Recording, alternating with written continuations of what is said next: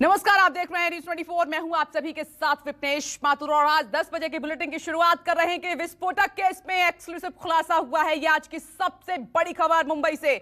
मुंबई के पूर्व police commissioner Parambir Singh की एक चिट्ठी के बाद भूचाल आ गया है। महाराष्ट्र में सियासी भूचाल दिखाई दे रहा है। परमबीर सिंह ने आरोप लगाया था कि गृह मंत्री अनिल देशमुख ने मुंबई पुलिस के एपीआई सचिन वाजे को 100 करोड़ रुपए वसूली के आदेश दिए हैं और इस चिट्ठी के लीक होने के बाद माना यह जा रहा है कि गृह मंत्री अनिल देशमुख की चिट्ठी हो सकती है, जबकि माना यह भी जा रहा है कि आज उद्धव ठाकरे भी इस मामले पर अपनी चुप्पी तोड़ सकते हैं। वहीं आज सुबह शिवसेना सांसद संजय राउत ने ट्वीट कर इस मामले में नया रंग दे दिया है और वहीं इस मामले को लेकर बीजेपी सरकार पर हमलावर है और देशमुख के इस्तीफे की लगातार मांग की जा रही है। इसे लेकर मुंबई समेत महाराष्ट्र के कई जिलों में बीजेपी कार्यकर्ता प्रदर्शन भी कर रहे हैं। ये इस वक्त की 4 तस्वीरें आपकी टीवी स्क्रीन पर रहेगी। हमारी नजर बड़ी कवरेज न्यूज 24 की एंटीलिया केस में अब तक का यह सबसे बड़ा खुलासा है। 100 करोड़ का टारगेट सेट किया गया और इसमें पुलिस नेता इस चिट्ठी के मुताबिक सब मिले हुए नजर आ रहे हैं। यह इस वक्त की सबसे बड़ी खबर है।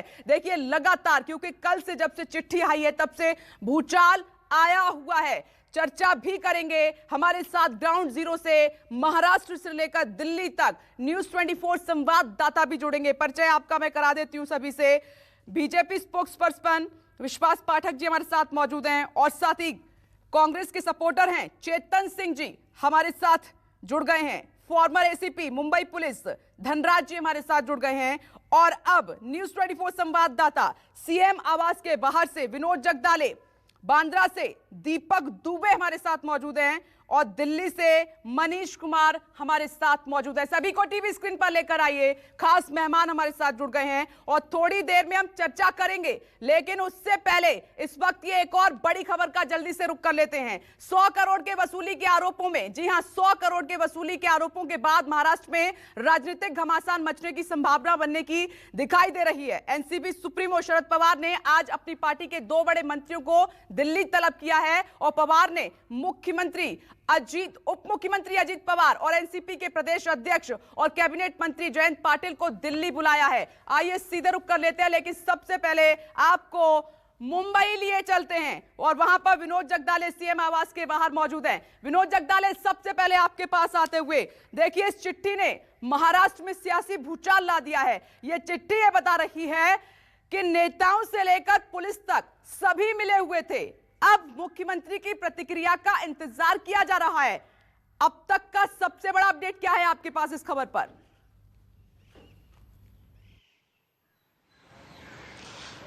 देखिए, ये चिट्ठी नहीं, ये कह सकते कि ये लेटर बम है।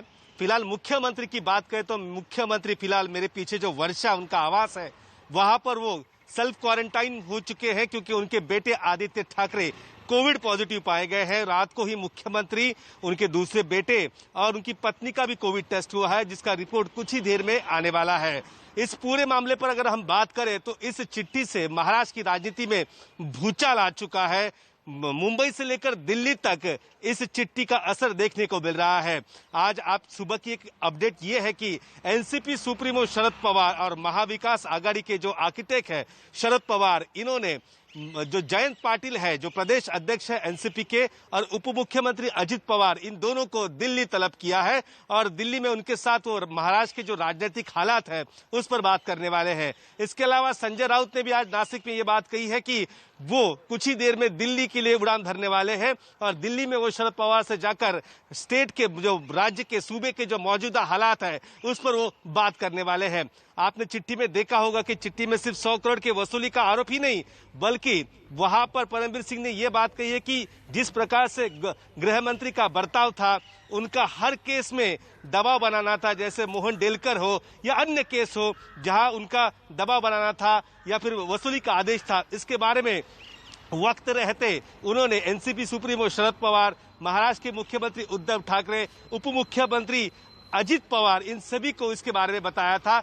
यानी सभी को लपेटे में ले लिया गया है। इस प्रकार की चर्चा फिलहाल यहाँ पर चल रही है। यानी कि सिर्फ यहाँ पर गृह मंत्री नहीं बल्कि तीनों वरिष्ठ नेताओं को भी परमवीर सिंह ने इस बारे में बताया था, लेकिन कोई कार्रवाई नहीं हुई। आखिरकार ये लेटर बाहर आ गया और जिसके चलते काफी हंगामा हुआ है। आपको पता ही होगा, कल रात को उप मुख्यमंत्री कार्यालय ने बताया था कि इस जो चिट्ठी है, इस चिट्ठी को वेरीफाई किया जा रहा है, क्योंकि परमवीर सिंह का जो ईमेल एड्रेस है, आईपीएस अधिकारियों का एक ईमेल एड्रेस होम मिनिस्ट्री के पास होता है और वहीं से उनका संपर्क होता है, एक ऑफिशियल ईमेल आईडी। लेकिन जो चिट्ठी सीएम कार्यालय को मेल की गई थी, उसमें ईमेल आईडी अलग था। तो सीएम ऑफिस ने कहा कि हम इस चिट्ठी की सत्यता को पड़तालेंगे, देखेंगे क्या चिट्ठी सही है। लेकिन कुछ ही घंटों बाद परमवीर सिंह ने खुद इस बात को कबूला कि ये चिट्ठी मैंने लिखी है। विनोद जगदाले, आप सही कह रहे हैं कि चिट्ठी में जिन बातों का जिक्र है, बड़े आरोप लगाए गए हैं, उससे उद्धव सरकार मुश्किल में आ सकती है। लगातार हम बने हुए इस बीच एक और बड़ी खबर, 100 करोड़ के वसूली के आरोपों के बाद महाराष्ट्र में राजनीतिक घमासान मचने की संभावना बनती हुई नजर आ रही है। एनसीपी सुप्रीमो शरद पवार ने आज अपनी पार्टी के 2 बड़े मंत्रियों को दिल्ली तलब किया है। पवार ने उप मुख्यमंत्री अजित पवार और एनसीपी के प्रदेश अध्यक्ष और कैबिनेट मंत्री जयंत पाटिल को दिल्ली बुलाया है, क्योंकि चिट्ठी में आपको बता दें कि शरद पवार के नाम का भी जिक्र किया गया है। परमवीर सिंह ने कहा कि मैंने सचिन वाजे को लेकर हर वक्त हर लम्हा जो है शरद पवार को अपडेट किया था, पूरी बात बताई थी, लेकिन उसके बाद कोई एक्शन नहीं लिया गया। और इस खबर पर मनीष कुमार दिल्ली से हमारे साथ मौजूद हैं, उनका रुख करें उससे पहले एक और खबर का रुख कर लेते हैं। वहीं आज सुबह शिवसेना सांसद संजय राउत ने एक शायरी ट्वीट की है। राउत ने लोगों को शुभ प्रभात कहते हुए लिखा है कि जावेद अख्तर की लिखी हुई शायरी है। इस शायरी के बोल हैं, हमको तो बस तलाश है नए रास्तों की। ये देखिए ट्वीट में ये शायरी का अंदाज, हमको तो तलाश है बस नए रास्तों की, हम हैं मुसाफिर ऐसे जो मंजिल से आए हैं। ये संजय राउत की तरफ से ट्वीट किया गया है और संजय राउत के इस ट्वीट के सियासी मायने भी निकाले जा रहे हैं, क्योंकि संजय राउत जो कुछ भी लिखते हैं उसके सियासी मायने होते हैं। कई मतलब निकल कर सामने आते हैं, उन्हीं को समझने की हम कोशिश कर रहे हैं। और इस बीच बीजेपी स्पोक्सपर्सन विश्वास पाठक जी हमारे साथ मौजूद हैं। विश्वास जी, सीधा सवाल आपसे मेरा यही है कि जो परमवीर सिंह की तरफ से चिट्ठी लिखी गई है, क्या बीजेपी भी ये मानती है इस चिट्ठी के मुताबिक पुलिस से लेकर नेताओं तक सब मिले हुए हैं? नेता देवेंद्र फडणवीस जी ने विधानसभा में इस बात का रुख किया था कि ये बात काफी दूर तक चलेगी, इसके हैंडलर कौन है, इसको कंट्रोल कौन कर रहा है। इसलिए मैं आपको 2-3 चीजों की तरफ आपका ध्यान में आकर्षित करता हूँ। देखिए, जब संजय वाजे को गिरफ्तार की बात हुई, तब महाराष्ट्र के मुख्यमंत्री, गृह मंत्री उसको बचाने की कोशिश कर रहे थे। उसके बाद में जब उसको गिरफ्तारी होने लगी, उस वक्त उसने अपने सोशल मीडिया पे एक पोस्ट किया था। उन्होंने कहा था कि मेरे बिरादरी के मेरे दोस्त लोग मुझे मरवाने वाले हैं। उसके बाद क्या हो गया, परमवीर के ऊपर बात आई। परमवीर ने भी कल पत्र में उसका सारांश यही है कि मुझे होम मिनिस्टर ने मरवाया है और अभी होम मिनिस्टर की बारी है। देखो, ये होम मिनिस्टर ऐसे जो नागपुर से, मैं भी नागपुर का हूँ, जो अपनी रिटायर्ड लाइफ जी रहे थे, ऐसे रिटायर्ड लाइफ जीने वाले को इन्होंने गृह मंत्री शरद पवार साहब ने क्यों बनाया और गृह मंत्री के लिए कोई आगे क्यों नहीं आ रहा था, केवल ये क्यों आ गया है, इसका कारण अभी समझ में आ रहा है। 100 करोड़ का पर मंथ का जिसको टारगेट दिया जाता है और जो डायरेक्ट पुलिस कर्मियों से बात करता है कि मुझे पैसा चाहिए, ऐसे भ्रष्ट गृह मंत्री को जाना जरूरी है। और अभी गृह मंत्री ने कहा है कि मुझे बदनाम करने की कोशिश की जा रही है। एक तरफ से मुख्यमंत्री का जो कार्यालय है वो अपने बुद्धि के हिसाब से सोच रहा है, वो कह रहा है कि जो ईमेल है उसकी हम जांच कर रहे हैं, अगर ईमेल गलत है तो गृह मंत्री क्यों आगे आ रहे हैं, क्यों इतना भूचाल मचा हुआ है, सब क्यों शांत बैठे। आज शरद पवार जी ने दिल्ली में क्यों बैठक बुलाई है, काफी चीजें। बहन जी, ये चीज काफी लंबे तक जाएगी और इसमें काफी नाम आगे आएंगे। जैसा देवेंद्र फडणवीस जी ने कहा था, इसके हैंडलर कौन है, कंट्रोलर कौन है, वो देखना जरूरी है। ठीक है, हलचल तो काफी तेज हो गई है। चिट्ठी के बाद हम भी लगातार अपनी नजर बनाए हुए लौट रहे हैं। देखिए, इस बीच एक और बड़ी खबर का रुख कर लेते हैं। महाराष्ट्र एटीएस ने मनसुख हिरेन हत्या मामले में 2 लोगों को गिरफ्तार किया है। जी हां, 2 लोगों को गिरफ्तार किया गया है। दोनों लोगों का हाथ था मनसुख की हत्या के पीछे, ये जानकारी सामने निकल कर आ रही है। महाराष्ट्र एटीएस ने मनसुख हिरेन हत्या मामले को सुलझा लिया है। इस वक्त की सबसे बड़ी खबर, और दीपक दुबे इस खबर पर जुड़ गए हैं। दीपक, क्या मनसुख हिरेन हत्याकांड को सुलझा लिया गया है? 2 लोगों की गिरफ्तारी हुई है इस मामले में।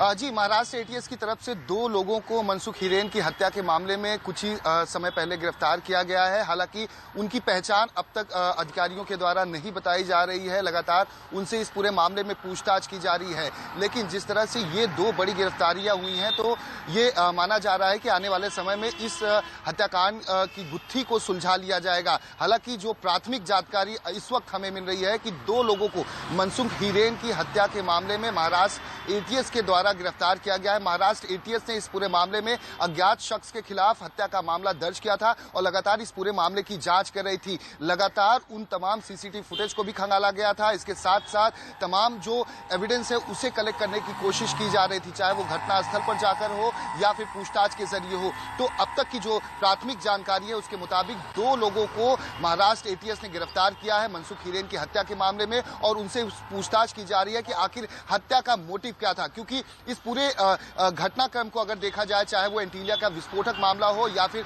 मनसुख हिरेन की हत्या का मामला हो, अब तक मोटिव इस पूरे मामले में क्लियर नहीं हुआ है। हालांकि इस पूरे मामले में विस्फोटक मामले में भले ही सचिन वाजे की गिरफ्तारी हुई हो और सीआईयू के तमाम उन अधिकारियों से भी पूछताछ की गई हो जो वाजे के साथ रहते थे, और चाहे वो एपीआई काजी हो जिसने सचिन वाजे के घर से वो डीवीआर को कलेक्ट किया था, जो एक लेटर हेड भी दिया गया था जिसमें हस्ताक्षर किए गए थे। लेकिन जो इन्होंने अपने बयान एनआईए को दिए थे उसमें यह कहा गया था कि जो उनके सुपीरियर यानी कि सचिन वाजे ने जो कहा था उसके आधार पर उन्होंने ऑफिशियली प्रोफेशनली वर्क के तहत इन सारे कामों को अंजाम दिया था। अब जिस तरह से गिरफ्तारी हुई है 2 लोगों की, तो आने वाले समय में इस हत्याकांड की गुत्थी को भी सुलझाने का दावा महाराष्ट्र एटीएस की तरफ से किया जा सकता है। हालांकि आपको बता दें, गृह मंत्रालय की तरफ से इस पूरे मामले की जांच जो है मनसुख हिरेन के हत्या मामले की जांच भी, इसमें बड़ा सवाल ये है कि अब तक जितने भी सबूत मिले, चाहे स्कॉर्पियो एंटीलिया के पास पार्क करने का मामला हो या फिर इनोवा में बैठकर सचिन वाजे का वहां से जाना हो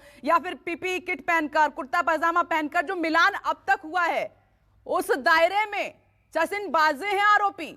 और अब क्योंकि कल चिट्ठी सामने आई है तो 2 अन्य की गिरफ्तारी हो जाती है। इस कड़ी को जरा समझाने की कोशिश कीजिए।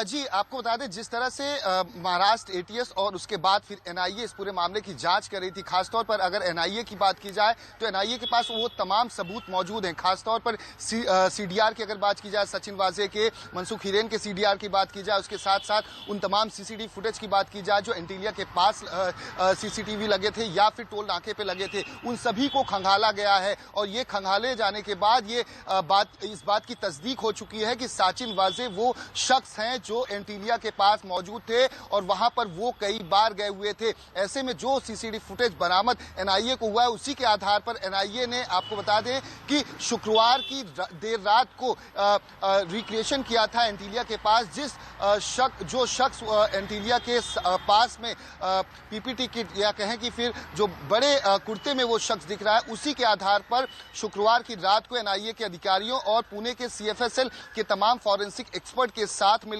वो रिक्रिएशन किया गया था। दीपक, 1 मिनट में रोकना चाहूंगी विनोद जगदाले के पास। इस वक्त की सबसे बड़ी अपडेट है इस खबर पर। Vinod Jagdale, over to you.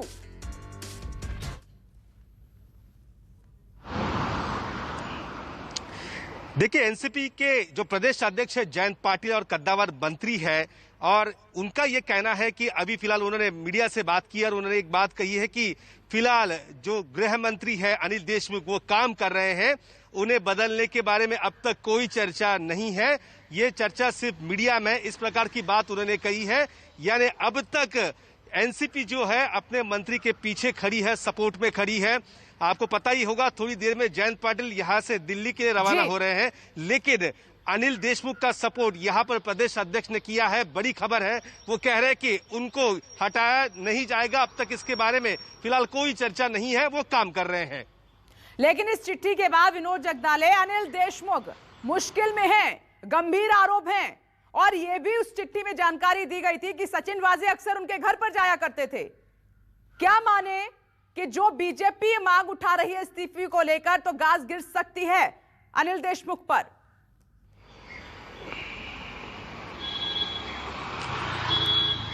देखिए, मौजूदा समय में 2 बड़ी पार्टियां इस महाविकास आघाड़ी में है। एक कांग्रेस भी है और दूसरी शिवसेना। तो दोनों पार्टियां ये चाहती है कि जिस प्रकार से इस मामले को लेकर सरकार को छवि को नुकसान हुआ है, तो इसमें गृह मंत्री का हटना काफी जरूरी है और इसी मांग पर दोनों अड़े हुए हैं। लेकिन अभी भी जो जानकारी निकल के सामने आ रही है कि एनसीपी सुप्रीमो जो शरद पवार है, उनका समर्थन अभी भी गृह मंत्री को मिला हुआ है। लेकिन एक मांग उठ रही है, तमाम जो दूसरे अन्य मंत्री है, विधायक है, वो भी ये कह रहे हैं कि जिस प्रकार से अगर मुंबई सीपी को हटाया जा सकता है तो गृह मंत्री को क्यों नहीं, क्योंकि जिस प्रकार से चिट्ठी में जो आरोप है और उस चिट्ठी में आरोप ये भी किया गया कि पैसों की वसूली है, दूसरे अन्य केस में भी दबाव था उनका कि इस प्रकार से कार्रवाई हो। मोहन डेलकर का मामला आप ले लीजिए, आत्महत्या मुंबई में हुई, मुंबई सीपी कहते थे कि ये दादरा नगर हवेली में रजिस्टर होना चाहिए था, लेकिन रजिस्टर यहाँ किया गया। तो तमाम सारी बातें हैं। तो कहीं ना कहीं अब ये है कि इस मामले में अब तक आप देखेंगे कि जब से चिट्ठी आई है कोई भी बड़ा नेता कुछ बोल नहीं रहा है। मुंबई से लेकर दिल्ली तक बड़ी हलचल है, बैठकों का दौर शुरू हो गया है, कुछ तो है। मैं लौटूंगी आपके पास। इस बीच एक और मेहमान टीवी स्क्रीन पर आपको नजर आ रहे हैं, कांग्रेस के सपोर्टर हैं चेतन सिंह। चेतन जी, कैसे देख रहे हैं आप परमवीर सिंह की चिट्ठी को? मुश्किल में है महाराष्ट्र सरकार। इस चिट्ठी के बाद कई गंभीर बड़े आरोप लगाए गए हैं अनिल देशमुख पर, 100 करोड़ की वसूली का आरोप। देखिए, सबसे पहली बात है, ये जिस तरह के सनसनीखेज एक के बाद एक जो चीजें नजर आ रही हैं, समझना पड़ेगा कि ये चिट्ठी की वास्तविकता है क्या। एक तो परमवीर सिंह ने उस चिट्ठी पे साइन नहीं करे हैं, दूसरे वो अपने आप को श्री परमवीर सिंह लिख रहे हैं, देखिए ना, वो लेटर हेड पे है। तो यहाँ पर थोड़ा सा अभी इस चिट्ठी का एफएसएल रिपोर्ट होना चाहिए। देखिए, मैं वकील हूँ, एज ए वकील मुझे बहुत सारी चीजें समझ आती है कि कैसे षड्यंत्र रचे जाते हैं, क्या सरकार गिराने के लिए क्या क्या काम किए जा सकते हैं। हमने पहले भी देखा, ये पहली बार तो है नहीं कि महाराष्ट्र सरकार के ऊपर हमले करे गए हैं। अब देखिए, एक दर्जन से ज्यादा इनके ऊपर हमले हो चुके हैं। सरकार कौन गिराना चाहता है, किसकी तरफ है आपका इशारा?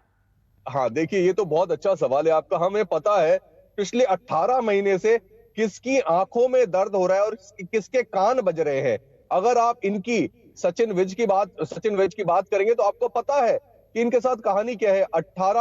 16 साल पुराना मामला है और इस 16 साल पुराने मामले के लिए भाजपा जिम्मेदार है, क्योंकि शिवसेना के साथ तो बिस्तर तो ये पूरे 30 साल से शेयर करते रहे।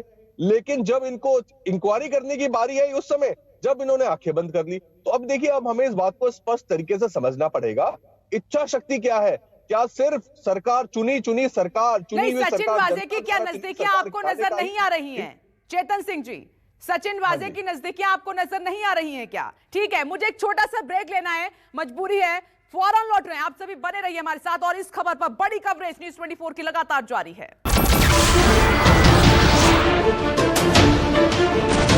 नमस्कार, मैं हूं मानक गुप्ता।